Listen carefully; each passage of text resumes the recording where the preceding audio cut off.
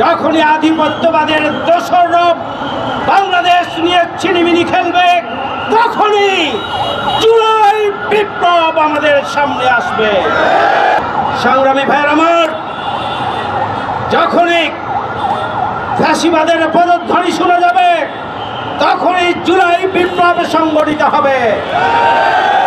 যখনই দুর্নীতি, সন্ত্রাস, চাঁদাবাজদের উদ্ভব হবে, তখনই জুলাই বিপ্লব সংগঠিত হবে।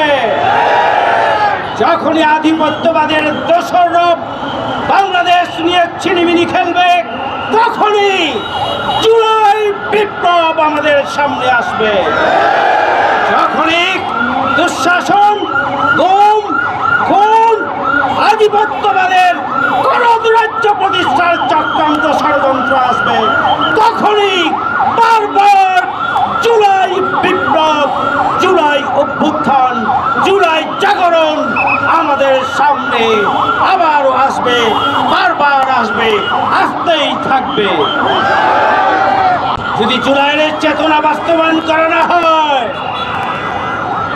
যদি দুর্নীতিমুক্ত, সন্ত্রাসমুক্ত, বৈষম্যহীন, ন্যায় বিচারের, ইনসাফের, মানবিক বাংলাদেশ প্রতিষ্ঠার ক্ষেত্রে কেউ যদি কোনো আপোষ করেন, সে যাই হোক না কেন, সরকার হন আর রাজনৈতিক দল হন, এদেশের জনগণ তাদেরকে কখনোই বরদাস্ত করবেন না।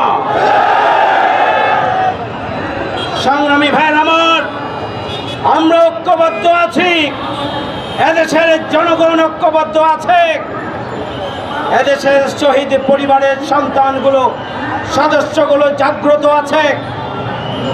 এদেশের আহত গাজী যারা জীবনের বিনিময়ে নতুন বাংলাদেশ এনেছেন, তারাও জেগে আছে। জুলাই আগস্টের চেতনা বিরোধী কোন চক্রান্ত, কোন ষড়যন্ত্র এদেশের জনগণ মেনে নেবে না, নেবে না, নেবে না। তাই জুলাই বিপ্লবের মাধ্যমে যে নতুন বাংলাদেশ আমরা পেয়েছি, তার স্থায়ী ভিত্তি রচনা করার জন্য বৈষম্যহীন, ন্যায় বিচারের, ইনসাফপূর্ণ, মানবিক নতুন বাংলাদেশ প্রতিষ্ঠিত না হওয়া পর্যন্ত আমাদের প্রত্যয় হচ্ছে, আমাদের শপথ হচ্ছে, আমরা জাগ্রত থাকব, আমরা সজাগ থাকব। যখনই আহ্বান জানানো হবে, তখনই আমরা বাঁধ ভাঙ্গা জ্বরের মতো রাজপথে এসে দাঁড়াবো। আবারও নতুন জুলাইয়ের অভ্যুত্থান আমরা ঘটাবো ইনশাআল্লাহ। সে আহ্বান জানিয়ে আপনাদের সবাইকে ধন্যবাদ।